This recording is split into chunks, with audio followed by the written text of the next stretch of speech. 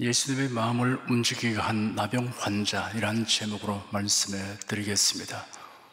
신약 성경 복음서에 등장하는 인물들 가운데 예수님의 마음을 움직이게 하여 자신의 소원을 응답하는 사람들에 관한 이야기는 우리에게 시사하고 교훈하는 바가 많이 있습니다.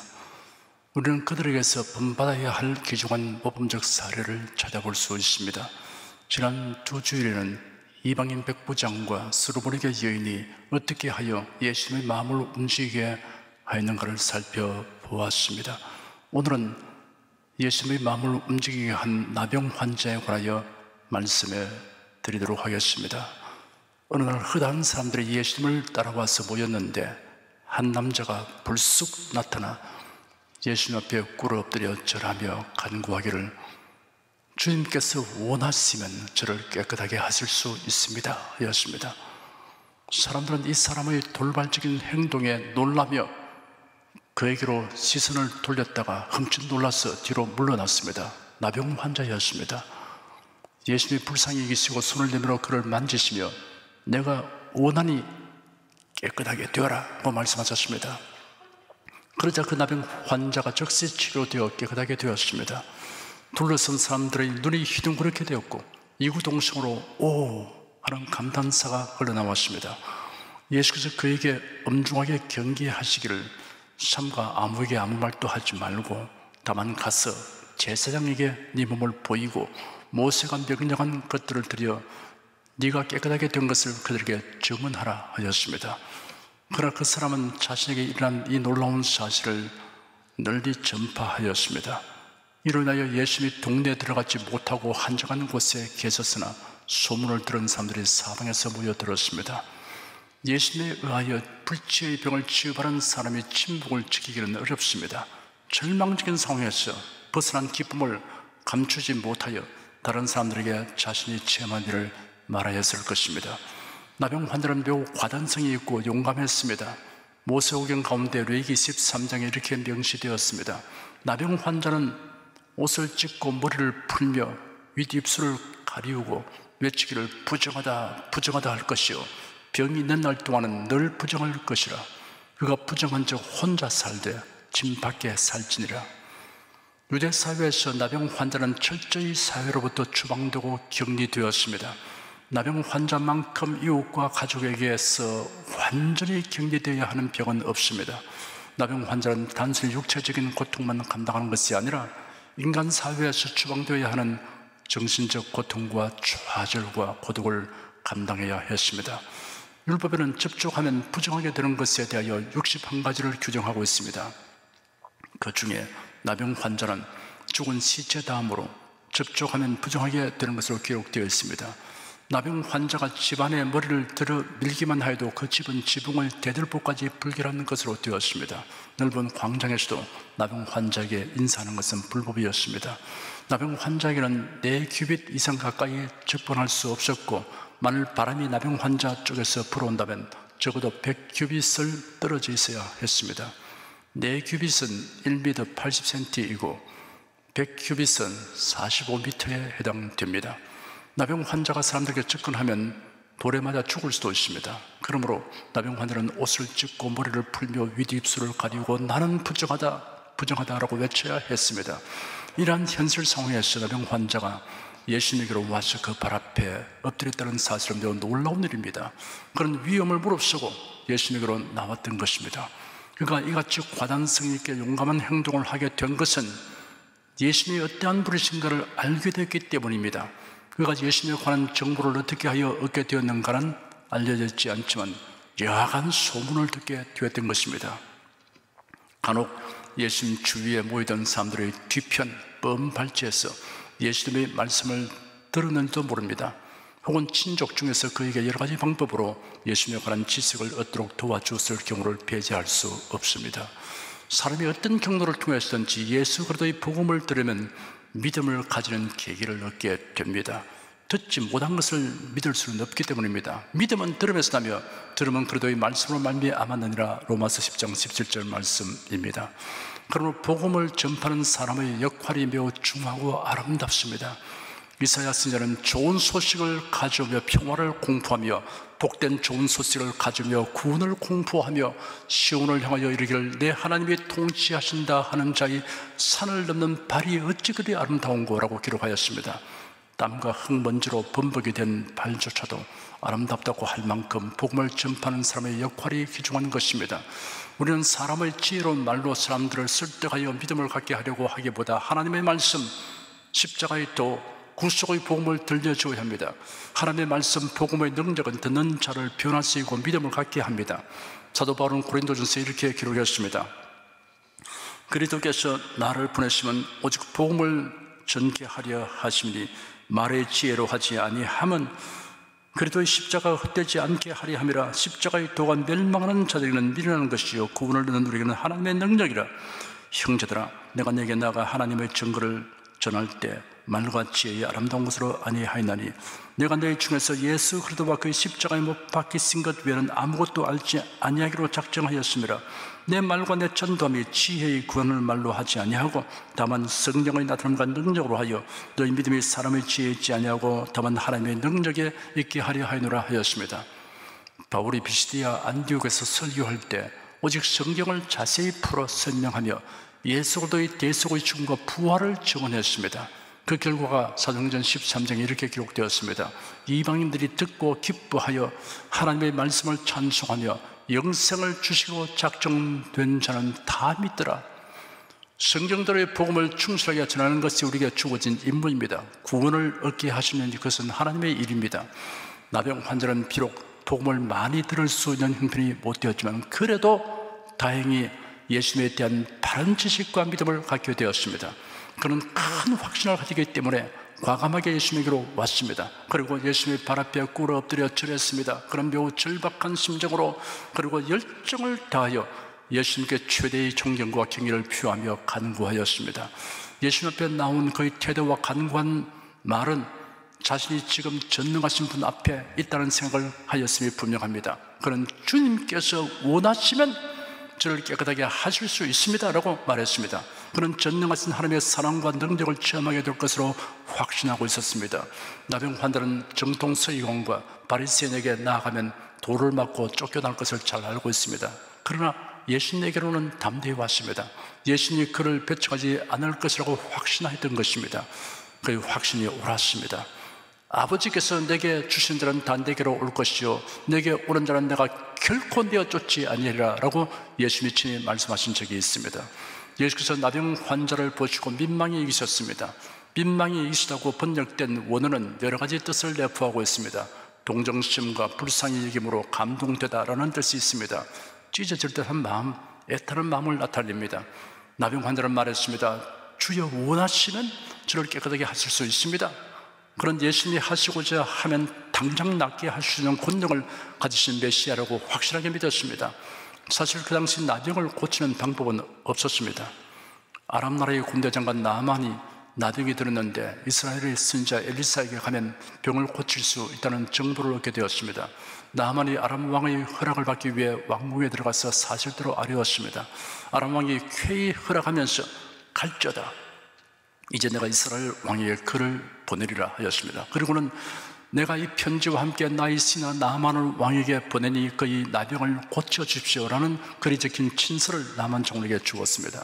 나아만 장군은 은 10달란트와 금 6,000개와 의복 10벌을 가지고 이스라엘로 가서 이스라엘 왕에게 그 편지를 전달했습니다. 그 친서를 바라본 이스라엘 왕이 자기 옷을 찢으며 대신들에게 말하기를 내가 사람을 죽이기도 하고 살기도 하는 신이라도 된단 말이냐? 아람 왕이 나병을 고쳐달라고 나에게 이 사람을 보냈으니 너는 깊이 생각하고 그가 나와 사울 구실을 찾는다는 것을 확실히 깨달으라 하였습니다. 현대의학 용어로 한센시 병으로 일컬어지는 나병은 나을 수 없다는 생각이 그 당시는 일반화되어 있었습니다. 나병 환자가 치유되는 것이 죽은 자가 살아나는 것보다 더 어렵다고 여겼습니다. 만일 나병 환자가 회복이 되면 그것은 죽음에서 부활한 것으로 간주되었습니다. 유대인 역사가 요세푸스는 말하기를 나병 환자는 마치 죽은 사람처럼 취급되었다고 하였습니다. 중세기에도 사람이 나병에 걸리면 사제는 법의를 입고 십자가를 들고 그 나병 환자를 성당으로 데리고 와서는 그에게 장례식에서 읽는 글을 낭독했습니다. 왜냐하면 모든 사람이 그를 죽은 것으로 간주했기 때문이었습니다. 그런데 예수님에게로 나온 나병 환자는 예수님이 원하시면 이거 당장 낫게 된다는 믿음을 가졌습니다. 그는 그가 치료받는 데 있어서 결정적으로 중요한 것은 예수님의 의지라는 사실을 알고 있었습니다. 주님께서 원하시면 저를 깨끗하게 하실 수 있습니다 하였습니다. 예수님이 병든 사람을 치유하신 경우들을 살펴보면 세 가지로 구분됩니다. 첫째, 병든 자를 위하여 대신 간구한 사람의 믿음을 보시고 치유하셨습니다. 백부장의 종이나 수로분에게 여인의 딸이 치유받은 사례가 그러합니다. 둘째, 병든 그 사람의 믿음을 보시고 치료하셨습니다. 셋째, 병든 본인의 믿음에 관계없이 예수께서 일방적으로 치료하시는 경우가 있습니다. 그러나 이 모두가 주님의 의지에 관련되어 있습니다. 주님께서 원하시면 저를 깨끗하게 하실 수 있습니다 라고 한 나병 환자의 말은 예사롭지 아니한 말입니다. 예수님을 메시아이시고 전능하시며 절대 죽은 자는 그의 인색과 믿음에서 나온 말입니다. 예수님은 그 나병 환자에게 안수하였습니다. 예수님은 부정한 자에게 접촉하셨지만 부정하게 되지 않으시고 도리어 부정한 자가 주님의 접촉에 의해서 정결하게 되었습니다. 예수는 나병 환자에게 연민의 마음으로 손을 내밀어 만졌습니다. 그리고 내가 원하니 깨끗하게 되어라 하시니 즉시 나병이 그 사람에서 떠나가고 깨끗하게 되었습니다. 예수는 제 아들에게 분부하시길 병든 자를 고치라고 하셨습니다. 그러나 병든 자가 모두 반드시 고침받게 된다고 말씀하지는 아니하셨습니다. 사도 바울은 육체의 가시를 제거해달라고 하나님께 3번 간구하였으나 그 요구는 응답되지 아니했습니다. 다만 하나님의 능력이 그에게 크게 임하여 육체의 가시 문제를 능히 감당할 수 있게 되었습니다. 사도 바울의 경우처럼 주님께서 분명하게 어떤 메시지를 주시지 않는 이상 최종적인 결정은 주님께 맡기고 치료와 건강을 위해서 계속 간구해야 할 것입니다. 예수 그리스도는 지금도 우리의 간구를 들으시고 치료하여 주십니다. 예수는 병 고침 바른 자에게 엄중하게 경계하시기를 삼가 아무에게 아무 말도 하지 말고 다만 가서 제사장에게 네 몸을 보이고 모세가 명령한 것들을 드려 네가 깨끗하게 된 것을 그들에게 증언하라 이렇게 경계하신 이유는 2가지입니다. 첫째, 예수님이 나병 환자를 고치시다는 사실을 확인한 사람들이 예수님을 당장 로마의 압제해서 이스라엘을 해방시키실 정치적 메시아로 인식하고 모여드는 것을 예방하기 위한 것입니다. 둘째, 제사장들이 그들에게 온 나병 환자가 누구로부터 어떻게 고침받은지를 미리 알지 않도록 하기 위해서입니다. 예수님을 적대시하고 있는 제사장이 미리 알게 되면 그 사람의 나병이 나았다는 확인 절차를 행하여 주지 아니할 것이기 때문입니다. 나병에서 고침받은 사람은 먼저 예루살렘에 있는 제사장으로 가서 자신이 깨끗하게 된 것을 확인받는 절차를 행하고 공식적인 인정을 받아야만 정상적인 사회생활을 할 수 있었습니다. 구약성경 레위기 14장에는 나병 환자로 판명되어 이스라엘 진영 밖에 나가 살던 자가 다 나았을 경우에 그가 다시 이스라엘 공동체 안으로 들어오기 위하여 행하여야 하는 정결 의식에 관하여 설명하고 있습니다.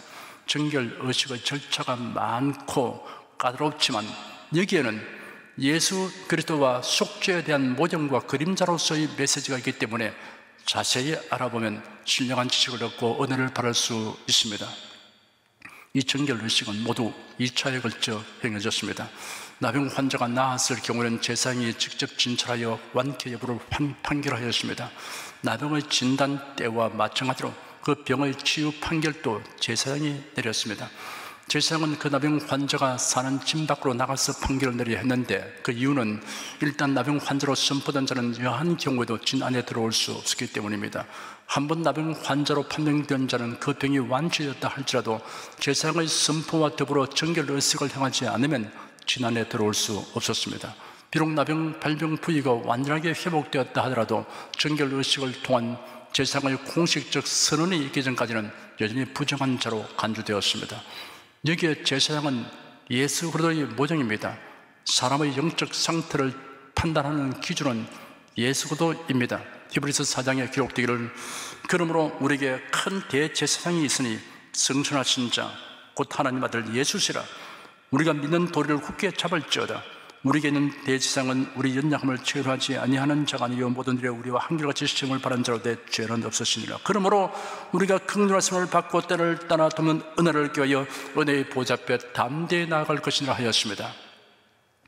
나병이 치유된 사람을 진찰할 때 제사장이 진 밖으로 나간 또 하나의 이유는 만일 그를 진 안으로 들어오게 하여 진찰할 경우 그의 병이 치유되지 않은 상태이면 진 안의 사람들에게 병이 전염될 수 있기 때문입니다.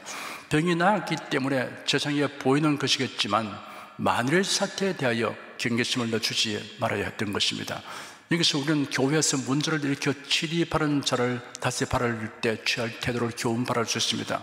교회는 그를 다시 바라드리기에 앞서 그의 영적 상태를 신중하게 진단하여 그가 진정으로 회개하여 바로 서게 되는 것을 살펴야 하는 것입니다.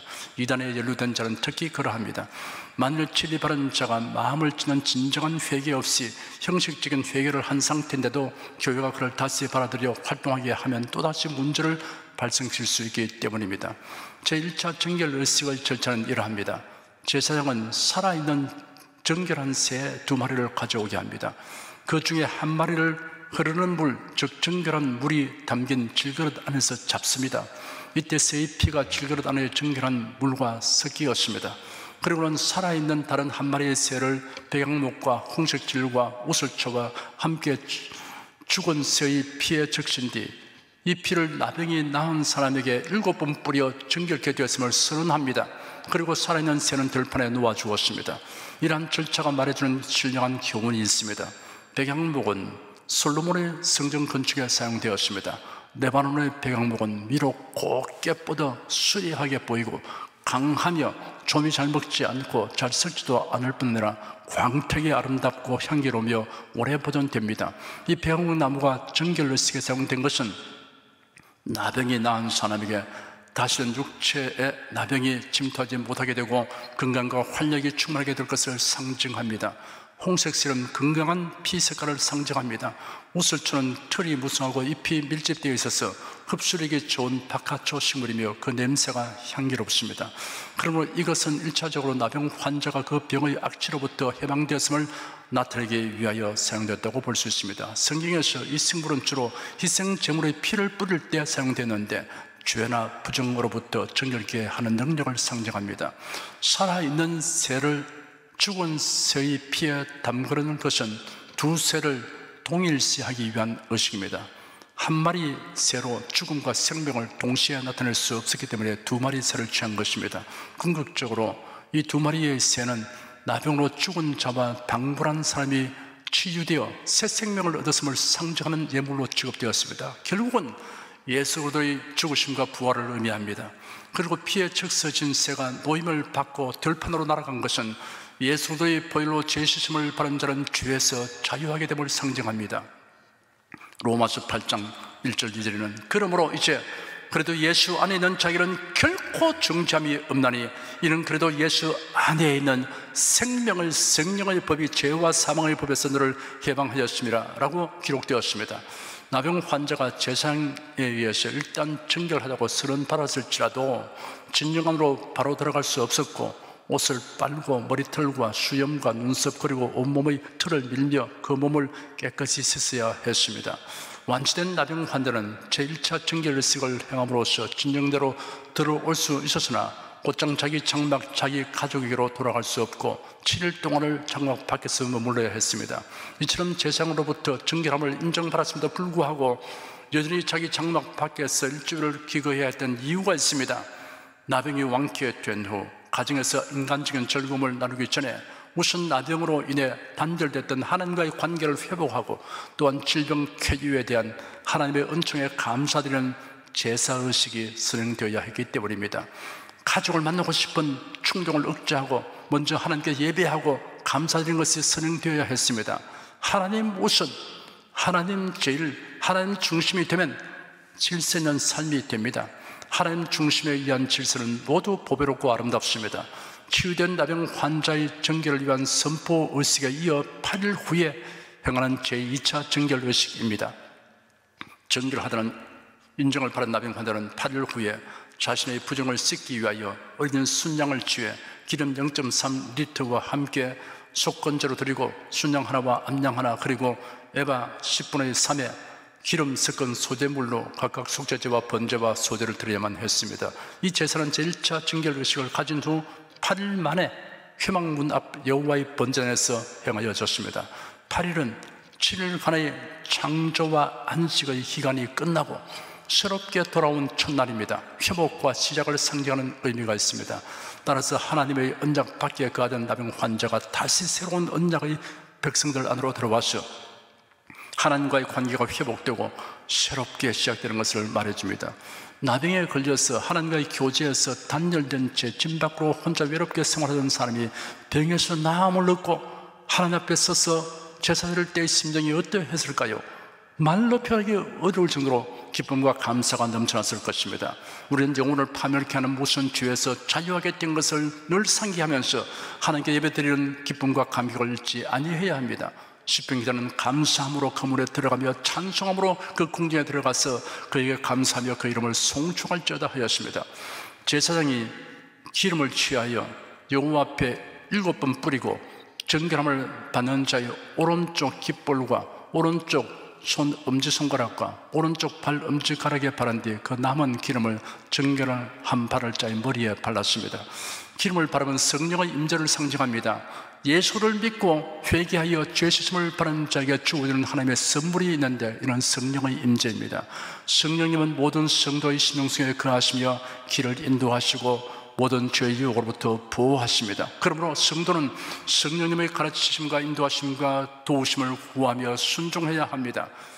가난한 사람이 정결 제사를 드릴 때의 제물은 일반 사람들과 달랐지만 제사 의식만은 다른 사람과 동일하게 행하였습니다. 이는 가난한 자라고 해서 하나님 앞에서의 의무가 면제되지 않으며 특권이 박탈되지 아니함을 교훈합니다.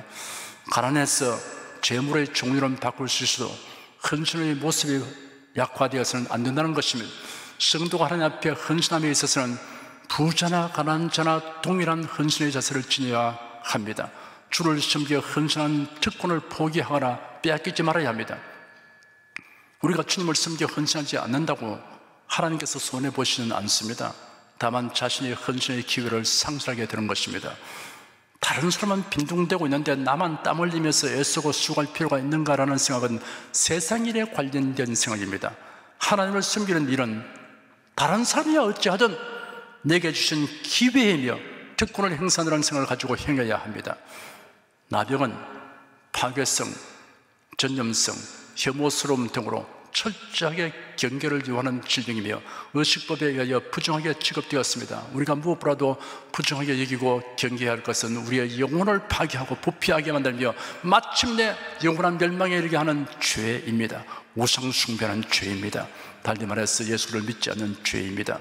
나병의 규례는 궁극적으로 죄의 문제를 어떻게 해결하며 정결한 삶을 살아갈 것인가를 교훈하고 있습니다. 멸망에 이르게 하는 죄는 예수를 믿음으로 해결됩니다. 이러한 죄에서 자유를 얻고 주님 나라의 백성이 된 성도는 성결한 삶을 살도록 힘써야 합니다. 최후로 제사장은 그 사람이 깨끗하게 되었다는 증명서를 주어서 가정과 사회로 복귀할 수 있게 하였습니다. 예수님은 그 나병 환자가 적법한 절차를 거쳐 그 전에 격리되고 소외되었던 자기 공동체 떳떳하고 당당하게 귀환하기를 바라셨습니다. 예수님이 이토록 자상하고 친절하게 배려하시는 모습은 우리에게 무한한 감동을 남겨줍니다. 예수는 제사장이 의식적 절차를 끝내면 그들에게 증언하라고 말씀하셨습니다. 제사장들이 그 나병 환자가 깨끗하게 된 내막을 비로소 알게 될 때 그들이 미워하고 배척하는 나사렛 예수가 메시아였음을 알게 하려고 하시던 것입니다. 그러나 병난 사람이 주님께서 엄하게 명령하셨음에도 불구하고 예루살렘에 서둘러 가지 아니하고 그 일대에서 예수님이 자기의 행하신 일을 널리 선전하였습니다. 그 때문에 예수님은 동네에 계시지 못하고 한적한 곳으로 가셔야 했습니다. 우리가 하나님의 권능과 은혜를 체험하게 되면 감정에 들떠서 치우쳐 행하기 쉽습니다. 자신이 바른 복과 은혜를 교회에 유익되고 하나님이 기뻐하시는 방법으로 나타내어야 합니다. 자신이 체험한 일로 인하여 교회의 질서를 무너뜨리고 제멋대로 행하는 게 되는 일이 없도록 해야 할 것입니다. 온조하고 겸손하게 처신해야 합니다. 끝으로 나병 환자의 어떠한 처신과 은행이 예수님의 마음을 움직이게 했는가를 요약 정리하여 말씀해 드리겠습니다. 첫째, 그런 예수님에 대한 지식을 얻고 예수님이 전능하시며 메시아이심을 믿었습니다. 그래야 예수님의 발 앞에 엎드려 절하며 주님이라고 불렀습니다. 예수님을 메시아로 알고 겸손히 경배하는 사람이 주님의 마음을 움직이게 합니다. 둘째, 그는 불치의 병을 치료받기 위해서 사람들에게 돌에 맞아 죽을 각오 아래 예수님으로 나아갔습니다. 주님에 의하여 치료받고 구원을 얻기 위해서는 어떠한 곤란과 희생도 두려워하지 않는 사람이 주님의 마음을 움직입니다. 셋째, 그런 예수님이 원하신다면 무엇이든 해결 가능하다는 믿음을 가졌고 이를 사람들 앞에서 선언했습니다. 이러한 확신과 과감한 행동이 주님의 마음을 움직이게 합니다. 사랑하는 성도 여러분도 이와 같이 믿고 행하여 예수님의 마음을 움직이게 하여 여러분의 소원이 응답되는 기쁨을 갖게 되시기를 축원합니다.